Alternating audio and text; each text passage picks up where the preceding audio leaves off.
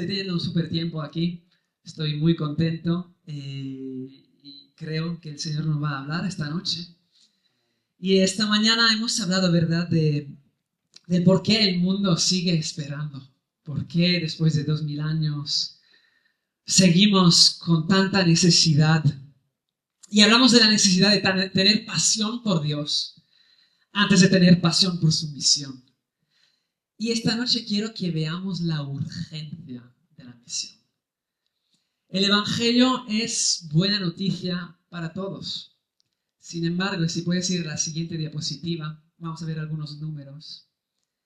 Sin embargo, 3.400 miles de millones de personas que viven entre lo que los misiólogos llaman grupos no alcanzados, probablemente nunca escucharán el Evangelio antes de morir. Significa que aunque tú y yo hablemos de Jesús a todas las personas que conocemos y que si las discipulemos todas y hagamos nuestras iglesias, estas personas seguirían probablemente sin acceso a esta buena noticia. Según el proyecto Joshua, que es un database, una base de datos sobre la misión a nivel mundial, el 42,6% de la población mundial vive en estos grupos. El 86% de las 3 religiones más grandes después del cristianismo, el budismo, el islam y el hinduismo, no conocen a un solo cristiano.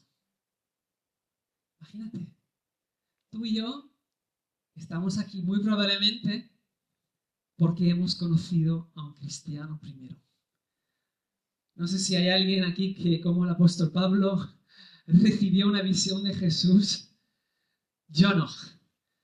Yo estoy aquí hoy porque conozco y he conocido a cristianos.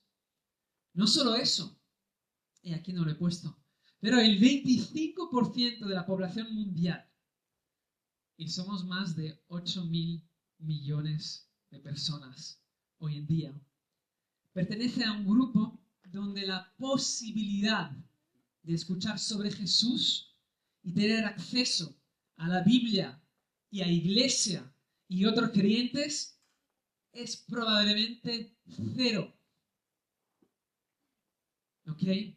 Ahora, para discípulos de Jesús, tú y yo, esto debería ser inaceptable.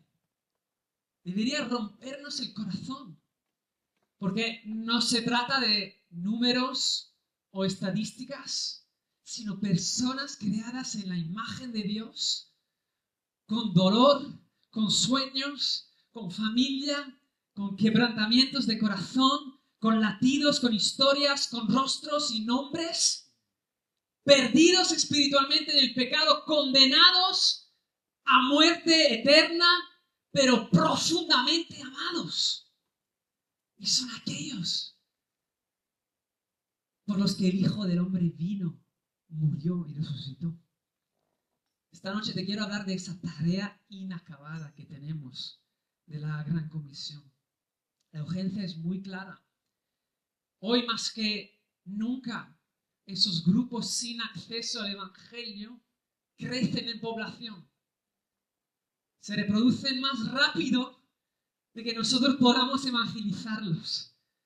Y aunque, gloria a Dios, en 50 años de misiones enfocado a grupos sin acceso, hemos visto brechas impresionantes, la población no alcanzada crece y la urgencia y la necesidad crece también. Pero antes de hablar de lo que queremos y lo que debemos hacer, debemos de ver cómo Jesús veía la multitud. Porque si no vemos como Él veía, nunca sentiríamos como Él sentía y ni actuaremos como Él actuó. Ahora, si me puedes acompañar en Mateo capítulo 9, a versículo 35 a 38. Mateo hace aquí un resumen del ministerio de Jesús Y parece repetir un poco el resumen también que hace antes del Sermón del Monte, en Mateo 4. Pero aquí hay un poco más detalle. Dice esto, Mateo 9:35, dice, Jesús recorría todos los pueblos y aldeas, enseñando en las sinagogas, anunciando las buenas noticias del reino y sanando toda enfermedad y toda dolencia. Al ver a las multitudes, tuvo compasión de ellas, porque estaban agobiadas y desamparadas, como ovejas sin pastor. La cosecha es abundante, pero son pocos los obreros. Y hago un paréntesis. Esto no debería ser así. Son pocos, pero no debería ser así. Dijo a sus discípulos, por tanto, pidan al Señor de la cosecha que envíe obreros a su campo. Lo primero que quiero decirte esta noche es que Jesús vio a las multitudes. Vemos aquí la mirada de Jesús. Jesús no solo miró a las personas, sino que las vio realmente, verdaderamente. Vivimos en un mundo de distracciones, notificaciones. Creo que la mayoría de nosotros, porque ya está probado por estudios, la mayoría de nosotros lo primero que hemos hecho esta mañana no ha sido levantarnos de la cama, sino que ha sido coger el móvil y ver todo lo que nos han escrito, dicho, o a lo mejor algunos han visto un like, un comentario, ¿verdad? Estamos tan ocupados en nuestras rutinas. Hay estudiosos que hablan que el sentimiento de nuestra vida es que la vida va más rápido ahora. ¿Habéis sentido esto? ¿Verdad? Que parece ser que el tiempo vaya más rápido, realmente el tiempo siempre es lo mismo, pero no movemos tan rápido, ¿verdad? Son la generación microondas, la generación de Uber Eats, cuando quieres, como quieres, con la suscripción tan fácil, pero realmente vivimos en esa desconexión de la gente que nos rodea. ¿Cuántos de nosotros viven en pisos? Muchos, probablemente porque vivimos en Europa Occidental. ¿Cuánta gente tiene vecinos literalmente a 1 metro y desconocen nombre, edad, pasiones? Me incluyo a mí mismo. ¿Ok? Pero Jesús reduce la velocidad y vio a las multitudes. Las vio de verdad. No eran números. Y a veces en las misiones hablamos de muchos números, como hice antes. Pero eran personas con rostros. No eran rostros anónimos, sino personas con nombre, con cargas, con anhelos, heridas y también pecados. Y si queremos tener el corazón de Jesús, debemos de aprender a ver a la gente como Él las vio. ¿Y cómo las vio? Vemos que aquí las llama ovejas sin pastor. Esto habla de personas desorientadas, vulnerables, sin dirección, confusas espiritualmente hablando. Más lejos, en Mateo 10, al capítulo 6, cuando Jesús por fin envía a sus discípulos, los envía a las ovejas perdidas de Israel. Entonces, no todos están desorientadas, no solo están confusas, sino que están en peligro. Son vulnerables a depredadores. Y realmente sin un pastor, una oveja es condenada y no puede sobrevivir. Entonces, no es simplemente que son personas que necesitan una guía, ¿verdad? Sino que son personas en peligro. Y Jesús no se fija solo en lo temporal, porque si vemos a la gente como el mundo ve a la gente, podríamos pensar que realmente la gente va bien. Incluso en nuestro siglo y en nuestra sociedad, nos creemos los más morales del universo. Si ya nuestros abuelos son inmorales y nosotros sí que creemos en justicia, nosotros sí que hemos hecho avances. Tenemos que ver la gente como Jesús las ve. Y Jesús vio no solo su vida temporal, sino su destino eterno. Que son ovejas sin pastor. Ahora, hoy en día la palabra perdido es muy popular, porque gracias a la globalización tenemos a vecinos de muchas religiones y tenemos a vecinos que no tienen religión.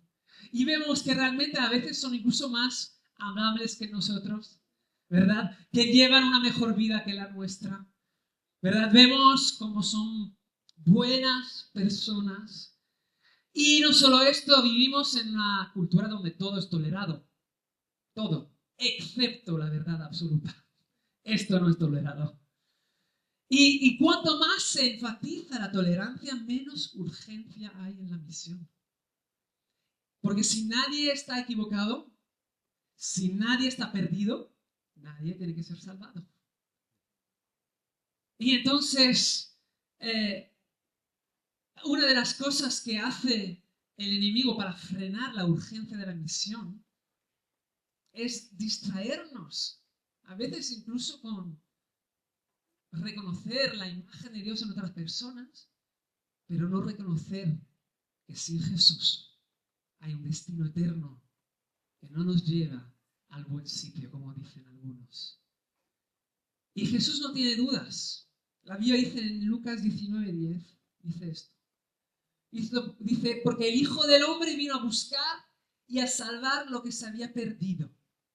Ahora, la palabra perdido en griego es apolumi, que significa perdido, pero también perecer, destruir. Y vemos esta misma realidad enfatizada en varios pasajes. Por ejemplo, en Mateo 10, dice, temed más bien a aquel que puede destruir, es la misma palabra, el alma y el cuerpo en el infierno. En Lucas 13, os digo no antes, si no os arrepentís, todos pereceréis igualmente, la misma palabra. Lucas 15, la oveja perdida, la moneda perdida, el hijo perdido, la misma palabra. O Juan 3:16, ese famoso versículo que todos conocemos, porque de tal manera amó Dios al mundo que ha dado a su Hijo unigénito para que todo aquel que en él cree no se pierda, no se destruya, no muera, mas tenga vida eterna. Necesitamos recuperar esa visión que Jesús tiene cuando ve a las multitudes sin el Evangelio. No importa cuánto podemos ver su moralidad externa, sin Jesús es una persona perdida, condenada, de rumbo a un destino eterno sin la presencia de Dios.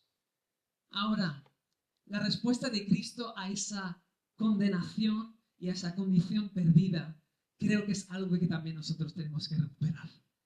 Porque la respuesta a la humanidad perdida de Jesús, la respuesta de Jesús es la compasión.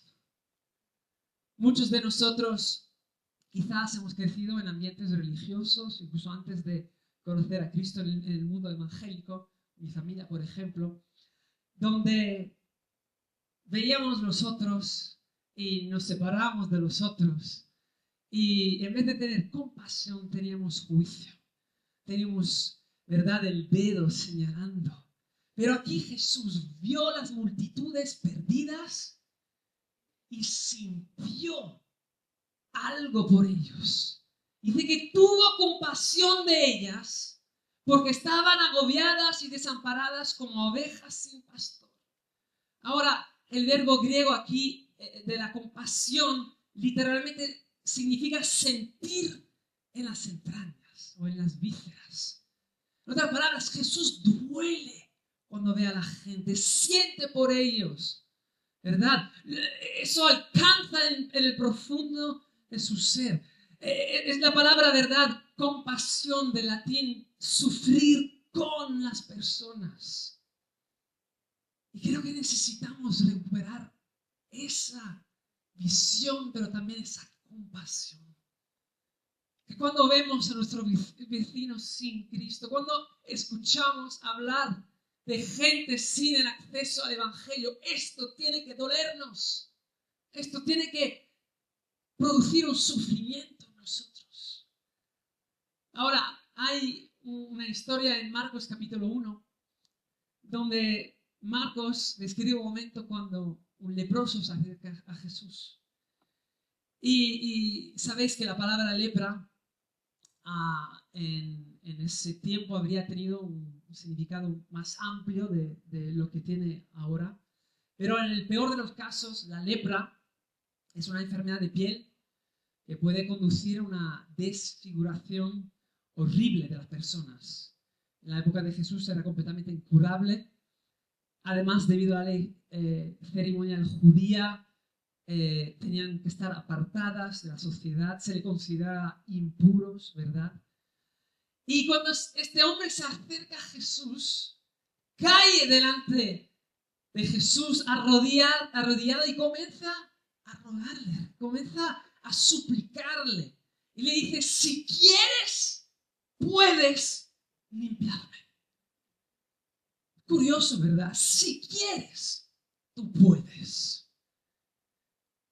En otras palabras, no es que dudaba del poder de Jesús, sino que dudaba de la voluntad de Jesús.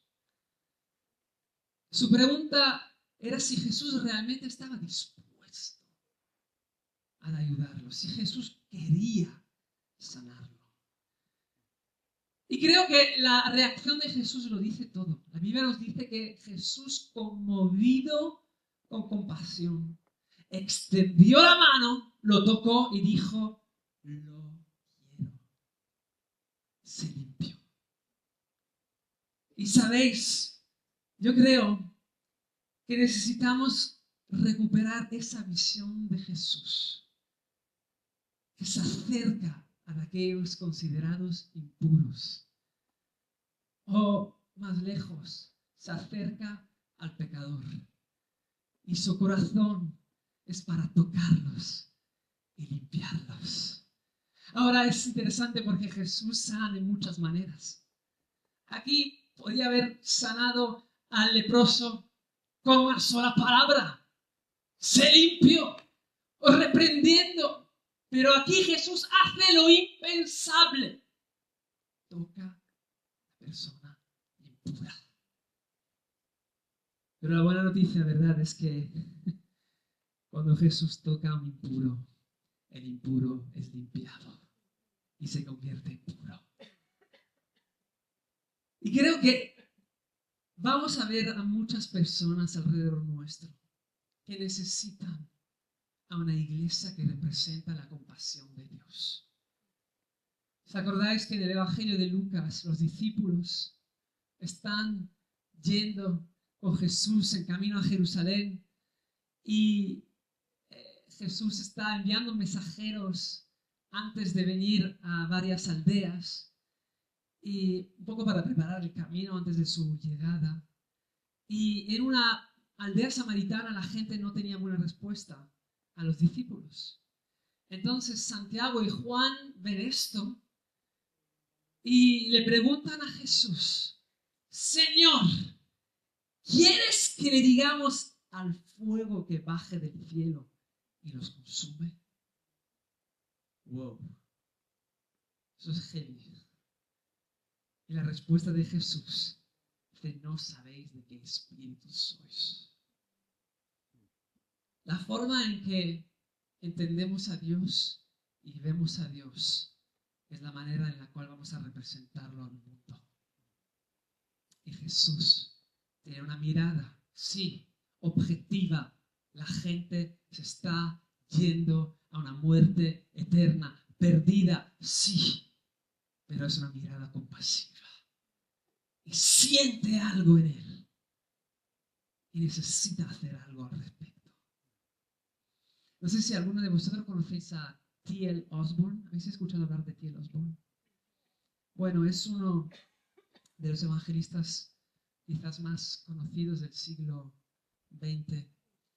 Y tuve el privilegio de conocerlo en su casa un año antes de que murió. Un hombre que vio a millares y millares conocer a Cristo en lugares donde es difícil ver esos números. Y lo que más me marcó cuando nos invitó a su casa, invitó a 15 jóvenes. Él solía hacer esto una vez al año, invitaba a jóvenes para contarles su vida y lo que el Señor había hecho a través de él. Y cuando empezó a hablar, se quebrantó y empezó a llorar. Un hombre ya mayor, justo murió un año después. ¿Y por qué lloraba? Porque no podía parar de hablar del amor de Dios por todas las personas. Y ahí estaba hablando horas y horas sobre cómo ve Dios al hombre, el valor inestimable de la humanidad. Durante mucho tiempo no cambió de tema. Ahora es un hombre que vio a los milagros más impresionantes que podemos escuchar, pero lo único que quería hablar era el amor y el valor de cada ser humano. ¿Qué sentimos cuando vemos las multitudes hoy? Pregunto si la compasión de Jesús nos mueve todavía hacia el perdido. Si seguimos valorando a las personas en la forma en que Jesús las ve. Todos los que conocemos son de un valor incalculable para Dios. ¿Una vez te has preguntado por qué los pecadores querían escuchar a Jesús hablar? ¿Por qué los recaudadores de impuestos se sentaban con él y comían con él? ¿Era porque Jesús era un predicador muy light? No, light no era precisamente. ¿Era porque Jesús pedía poco? No, Jesús pedía muchísimo. Toma tu cruz, muere a ti mismo, diariamente. Abandona y deja todo por el Evangelio. Sufre por mí, incluso la persecución. No, Jesús no es el hippie light buenecito. Pero los pecadores comían y bebían con él. Incluso eso, ¿verdad? Enfadó a los religiosos de su tiempo. Y creo que las 3 parábolas de Lucas 15 nos dan un poquito una pista de por qué. Es la oveja perdida, ¿verdad?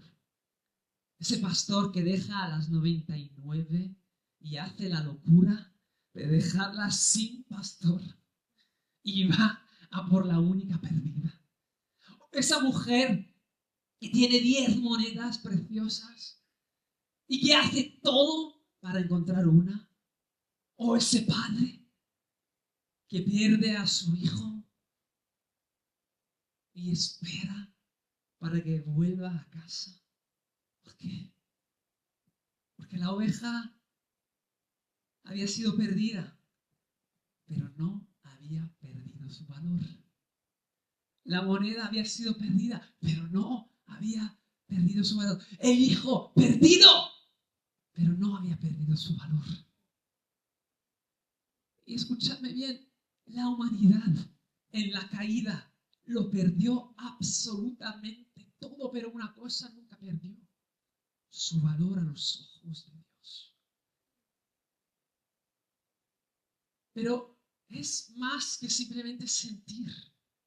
No puede simplemente ser un amor de estos vagos que tenemos, ¿verdad? Cuando leemos las noticias sobre un país donde nunca hemos ido y de repente somos aliados de una causa ajena a nosotros, ¿verdad? Pero porque hemos visto un post en Instagram, sentimos algo, lo sentimos bien y decimos que tenemos compasión.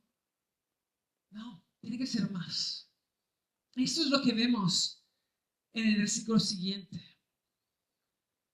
Dice, la cosecha es abundante, pero son pocos los obreros. Sí, tenemos que ver, sí, tenemos que sentir, pero luego hay que trabajar. Pero antes de trabajar, dice esto: pidan al Señor de la cosecha que envíe obreros a su campo. Necesitamos esa oración de Jesús en nuestros corazones. Ahora, vuelvo un segundo antes. La realidad es que los obreros son pocos. Si 3.400 miles de millones de personas probablemente nunca escucharán el Evangelio, los obreros son pocos. Parece interminable, desesperada. Pero lo bueno es esto, que las estadísticas no son lo último, sino que el Dios vivo lo es. Y Jesús, frente a la realidad de la magnitud de la tarea, no se desespera, sino que nos manda a orar. Nos manda a orar. No nos manda a diseñar las mejores estrategias, que sí, gloria a Dios, necesitamos a líderes, visionarios, estrategas. No nos manda incluso a buscar más recursos. Os recuerdo que precisamente no tenían muchísimos recursos los discípulos. De hecho, los manda sin recursos en el capítulo 10. Pero lo que Jesús nos manda es a doblar rodillas y a orar y a orar. Porque la misión no va a comenzar con nuestro esfuerzo, sino que va a comenzar con una total dependencia de Dios. Hay un gran predicador del siglo pasado, uno de los movilizadores a las misiones más importantes, que se llama J. Edwin Orr, un hombre de avivamiento. Y dijo que siempre que Dios está listo para hacer algo nuevo con su pueblo, siempre los mete y los pone a orar. Siempre empieza en la oración. Simplemente déjame decirte que donde hay oración hay misión. Donde no hay oración no hay misión. Ahora habéis escuchado que formo parte del equipo de Misiones Europeas Pentecostales. Es una división de la Fraternidad Pentecostal Europea. Tenemos a más de 60 representantes de movimientos y denominaciones pentecostales en Europa. Y en lo que hacemos con PEM, siempre oramos por pueblos que no tienen acceso al Evangelio. Oramos casi cada 2 semanas. Luego hacemos noches de oración especiales enfocadas en pueblos que nunca han escuchado el Evangelio o muy probablemente nunca escucharán el Evangelio.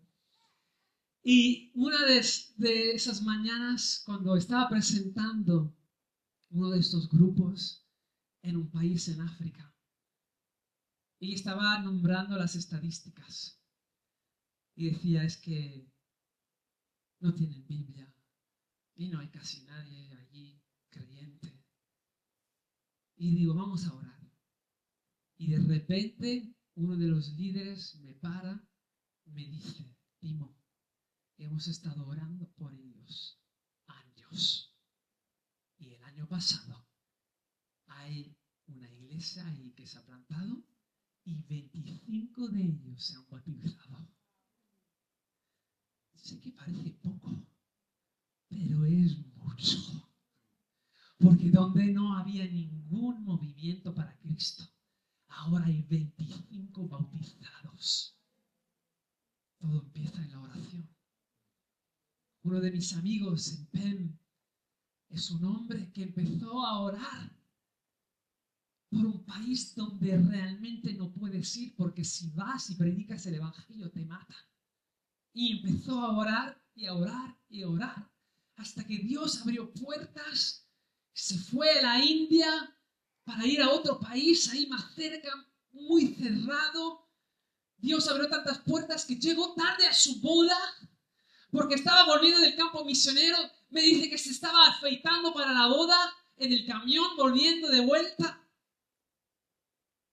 Y este hombre llevó a cientos de personas a Cristo en medio de persecución, cárcel, muerte de personas en su equipo por predicar el Evangelio. Ha sido un rehén, literal un rehén, durante 4 meses por un grupo radical religioso. Pero todo esto empezó con un alemán orando, orando y clamando.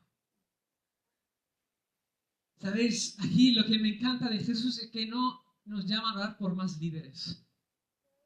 No nos llama a orar por más visionarios o ministros profesionales capacitados, y gloria a Dios por la capacitación y todo lo que recibimos a nivel educativo. Pero no, aquí nos llama a orar por obreros, por gente que pone la mano al arado, gente que trabaja. Y la palabra griega aquí es ergatas y es sin pretensiones. O sea, es gente que obra simplemente fiel y obediente. Lo que Dios busca y necesita son obreros. Lo hemos escuchado en el vídeo, pero la gran comisión no puede ser solo la responsabilidad de pastores o de apóstolos o profetas y de ministerios con tarjeta de visita. Bueno, ahora ya no se lleva, ¿verdad? O con miles de seguidores. No, es para obreros. Obreros. Creo que cada uno aquí es un obrero. Si no eres un obrero, pues ponte a obrar. ¿Sabéis que en la psicología hay un fenómeno que se estudia que es el efecto espectador? ¿Habéis escuchado hablar de eso? ¿El efecto espectador? Ok. No. ¿Hay alguien que sabe muy bien de psicología? A lo mejor me corrige, ¿vale? No soy psicólogo. Pero es un fenómeno de psicología por el cual es menos probable que alguien intervenga en una situación de emergencia cuando hay más personas que cuando estemos solos. Significa que cuando hay un grupo grande y que hay una emergencia, pues pensamos, bueno, ya lo hará el otro. Yo no tengo que hacer nada, lo hará el otro. Hay mucho trabajo, pero somos mucha gente y entonces en vez de participar en la obra, somos espectadores. Ya lo hará el otro. ¿Vale? La historia de cómo surgió este fenómeno es interesante.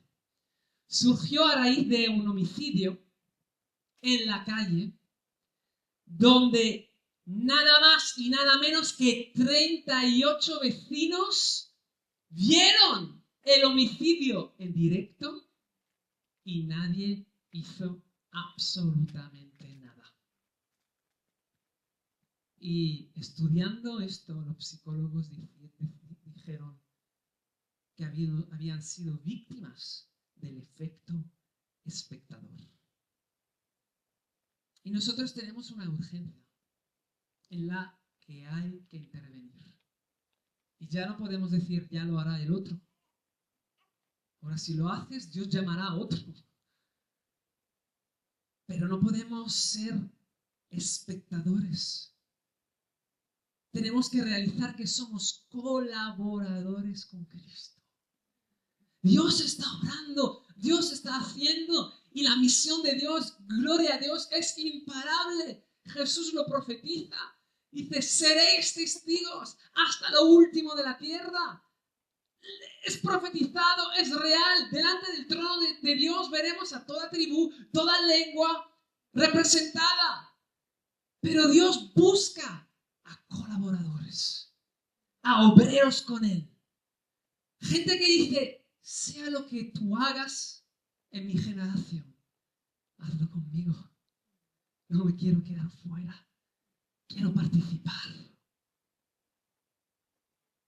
Y sabéis, cuando Jesús habla de enviar a obreros en la cosecha, la palabra para enviar es la palabra ekpalo en griego, que es una palabra contundente, casi violenta realmente.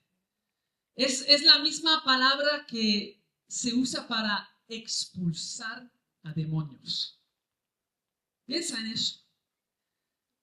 Jesús no nos está pidiendo de orar para que el Padre suavemente influencie y empuje con cuidado como un padre a un hijo. No. Está diciendo, ora para que la gente se rompa de su comodidad y seguridad y que vayan lanzados a la obra. Esto creo que cambia un poco la forma en que vemos la gran comisión. El Padre está esperando a que la gente se rompa de su seguridad, de nuestras excusas, que nos envíe con urgencia al mundo. Porque los campos están listos, la cosecha es abundante, hay mucho trabajo, pero pocos son los obreros. Hablando de comodidad y de incomodidad, aprendí que a veces la misión de Dios te lleva a ser muy incómodo. Cuando tenía 20 años, me encontraba en la India. Ahora en la India puedes encontrar iglesias de 40.000 personas, incluso de nuestras denominaciones. ¿Cómo puedes encontrarte en zonas donde las iglesias públicas ya no existen porque hay tanta persecución? La India es tan grande. Esas personas de las cuales hemos hablado que nunca tendrán acceso al Evangelio, muchas, una gran mayoría están en India. Aquí me encuentro con 50 pastores en el norte oeste de la India, 20 años. Estoy ahí simplemente porque tengo un amigo de un amigo que es misionero ahí. Y estoy enseñando, y me acuerdo que estaba enseñando sobre el fruto del Espíritu. Y en ese momento estaba enseñando sobre el gozo.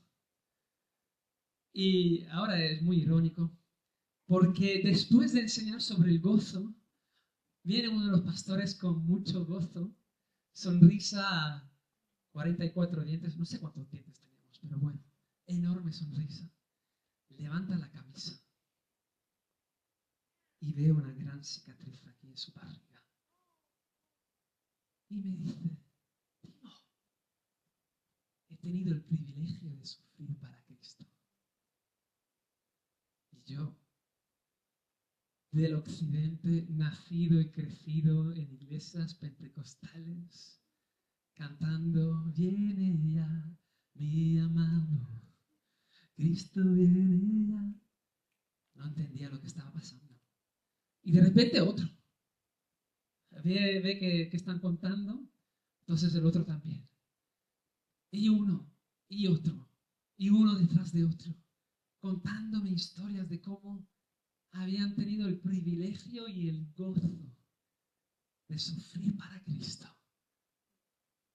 Sí, muy incómodo, pero cuánto gozo. Y ahí estaba yo empezando a calcular el coste de lo que es realmente seguir a Cristo. Creo que es por eso que necesitamos orar. Porque no es simplemente que tenemos necesidad de ser animados o necesidad de ser entusiasmados con la misión. Es que hay un coste. Y necesitamos ser un poco expulsados de nuestra comodidad y seguridad, expulsados de nuestras ideas de cómo deberían ser nuestras vidas. Aquí, hoy, antes de ir allá en el cielo. Porque sí, nosotros aquí podríamos vivir e intentar conseguir la mejor vida posible. Pero quizás nunca la vamos a conseguir hasta que estemos allí. Quizás tendremos todo el tiempo necesario para estar con nuestros familiares, nuestros amigos, cuando estemos allí. Quizás debe de ser algo incómodo vivir aquí.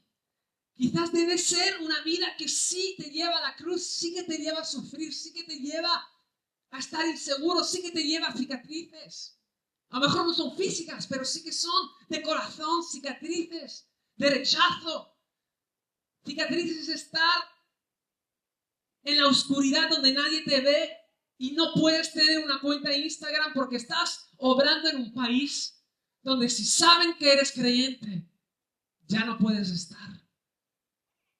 Quizás es la cicatriz de que nadie te conoce. Quizás es la cicatriz de ser soltero y soltera para toda tu vida. Quizás es la incomodidad de que algunas cosas no las podrás nunca hacer y disfrutar, mientras los otros sí, pero tú estás enfocado. Tienes un llamado. Eres un obrero. Y por último, lo que vemos aquí en Mateo 10, al versículo 1, es que después de orar, Jesús envía. Jesús no solo nos llama a orar por obreros, sino que nos llama a ser obreros y nos envía. Mirad lo que dice.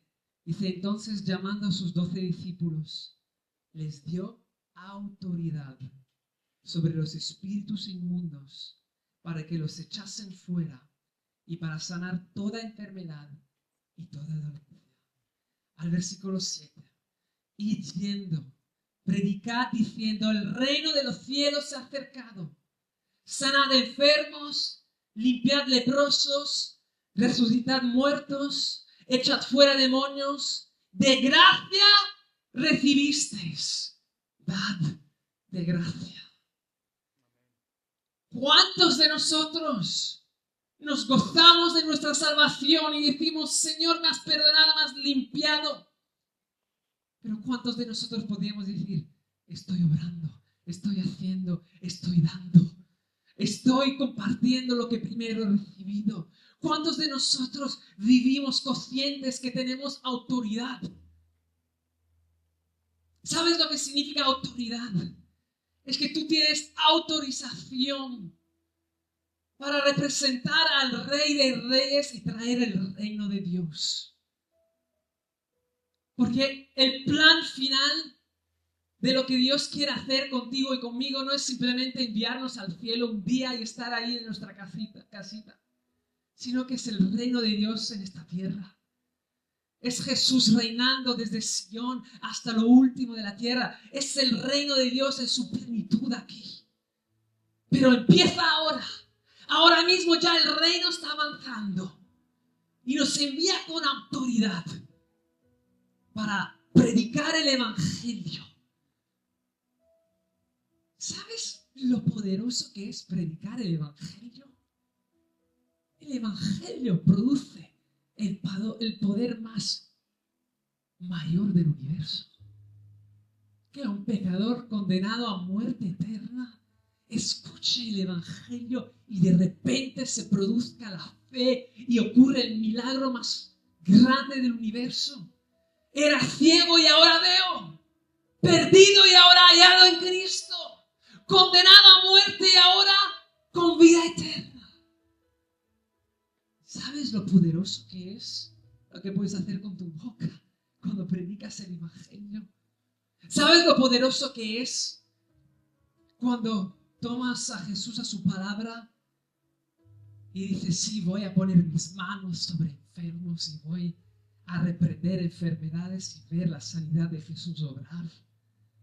¿Sabes lo poderoso que es cuando te encuentras con una persona que tiene demonios y tú estás ahí con la autoridad de Jesús y los puedes echar y puedes ver una persona transformada al instante, libre por el poder de Jesús?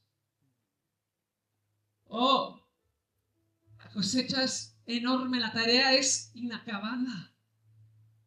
Oh, necesitamos recuperar compasión. Oh, necesitamos orar por obreros expulsados de su comodidad, pero también necesitamos reconocer que hemos sido llamados e enviados con autoridad.